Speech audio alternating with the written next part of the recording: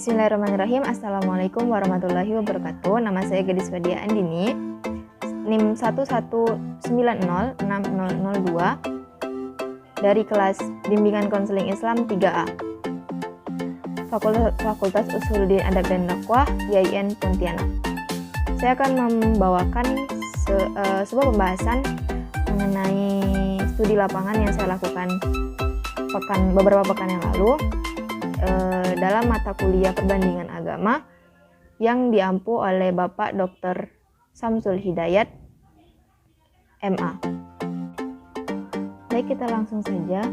Berbicara mengenai agama merupakan hal yang sangat sensitif apabila tidak dibicarakan dengan orang-orang yang tepat. Bisa menimbulkan kesalahpahaman. Walaupun dalam agama masing-masing toleransi sangat dijunjung tinggi, tetapi untuk agama itu sendiri tetap dan kembali pada keyakinan masing-masing.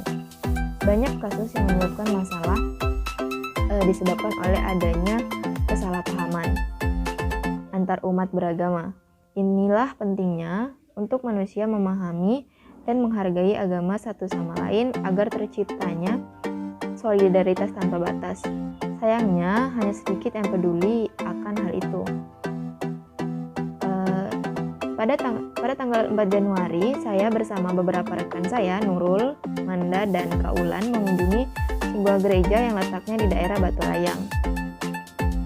Kita melakukan studi lapangan di sana, yaitu di sebuah gereja Jemaat Kristus Indonesia yang didirikan pada tahun 2001 dan saat ini sedang dalam tahap renovasi dan pembangunan yang didirikan oleh Bapak Nikopolis, 45 tahun, selaku pendeta di gereja tersebut.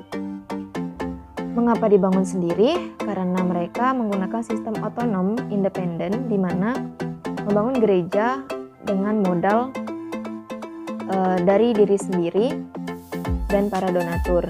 Sedangkan untuk pembangunan ada dari jasa tukang atau dari umat gereja itu sendiri.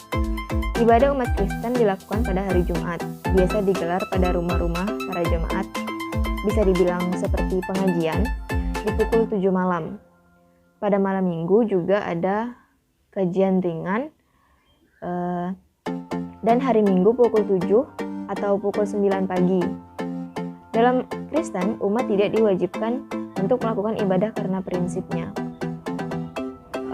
Untuk melakukan ibadah karena prinsipnya hati kepada Tuhan dan tidak ada kewajiban orang Kristen dalam hal beribadah.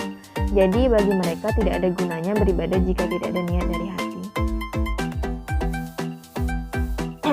Sedikit berbeda dengan cara beribadah orang Islam, karena kita diwajibkan beribadah dan harus dipaksakan agar terbiasa untuk beribadah kepada Allah Subhanahu wa Ta'ala.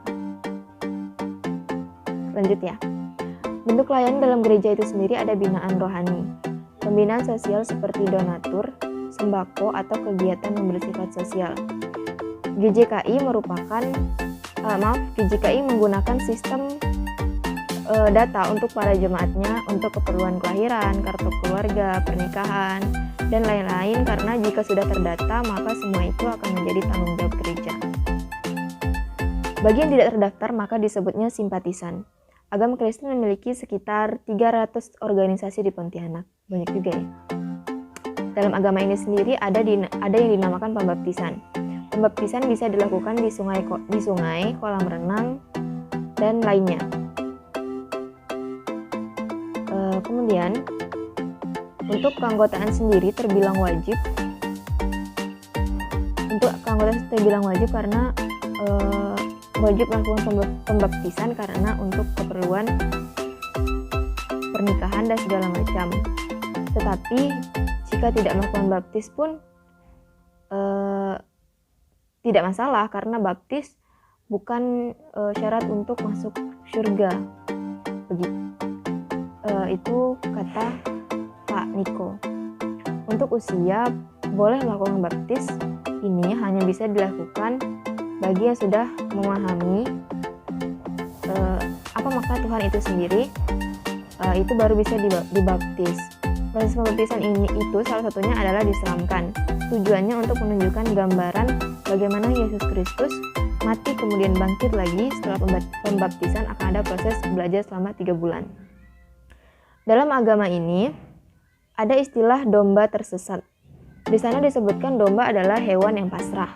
Dalam keyakinan mereka, melambangkan manusia yang berdosa atau kehilangan kemuliaan Allah. Sedangkan domba yang tidak sesat melambangkan orang yang benar, yaitu mereka yang telah percaya kepada Yesus, bertobat dari dosanya, dan kembali ke jalan yang benar. Ada juga istilah kambing untuk jemaat yang berhati keras. Selanjutnya, kami juga melakukan studi lapangan pada agama Katolik, yaitu Gereja ST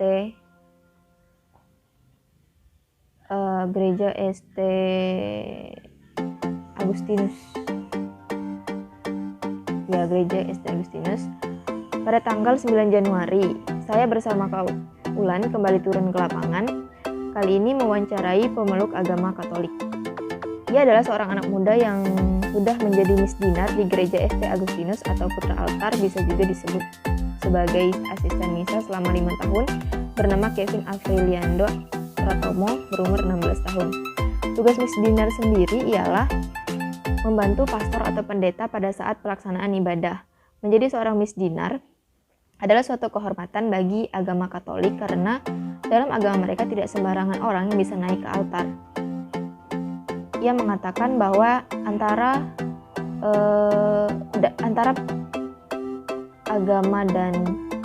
agama Kristen dan Katolik tidak banyak perbedaan yang begitu kentara.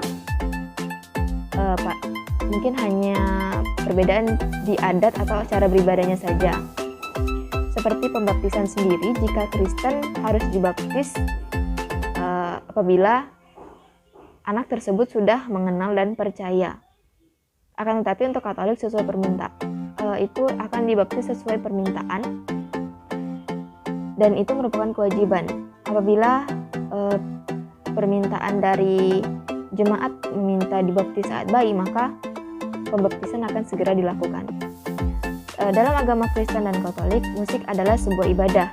Musik sendiri dalam agama ini sebagai puji-pujian terhadap Tuhan mereka. Jemaat gereja sendiri dalam suasana normal selalu ramai, tetapi dalam keadaan pandemi ini dibatasi per wilayah. Misal, minggu ini wilayah A, minggu selanjutnya gereja dipakai oleh wilayah B. Ada juga peribadatan di rumah masing-masing pada bulan-bulan tertentu, yaitu bulan 5 dan bulan 10, karena dikenal dengan bulan Maria. Selanjutnya, saya akan membahas mengenai titik temu Islam dan Kristen.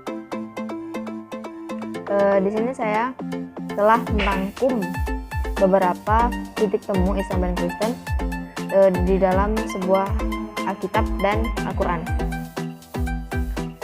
Baiklah, langsung saja. Dalam agama Islam, disebutkan dalam Al-Quran dalam surah At-Toha ayat 24, "Sesungguhnya aku ini adalah Allah, tidak ada Tuhan selain aku, maka sembahlah aku dan dirikanlah sholat untuk mengingat aku."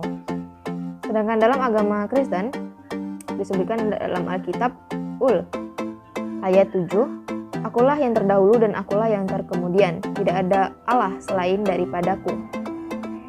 Kemudian titik temu yang kedua, dalam Al-Quran disebutkan dalam surah Al-Ikhlas ayat 1-4, "Katakanlah dialah Allah yang Maha Esa, Allah adalah Tuhan yang bergantung kepadanya segala sesuatu, dia tidak beranak dan tidak pula diperanakan, dan tidak ada satupun yang setara dengan dia." Dalam agama Kristen Alkitab ayat 4, "Dengarlah hai orang Israel, Tuhan ini Allah kita, Tuhan itu Esa." Kemudian yang ketiga, saya menemukan titik temu yang ketiga dalam surah Al-Baqarah ayat 164 berisikan, "Sesungguhnya penciptaan langit dan bumi silih berganti malam dan siang. Bahtera yang berlayar di laut membawa apa yang Allah turunkan dari langit berupa air. Lalu dengan air itu dia hidupkan bumi sesudah matinya, dan dia sebarkan di bumi itu segala jenis hewan dan pengisaran angin dan awan yang dikendalikan antara langit dan bumi. Sesungguhnya itu adalah tanda-tanda keesaan dan kebesaran Allah bagi kaum yang memikirkan." Dalam agama Kristen, kitab Kejadian ayat 1-3 disebutkan di sini, pada mulanya Allah menciptakan langit dan bumi.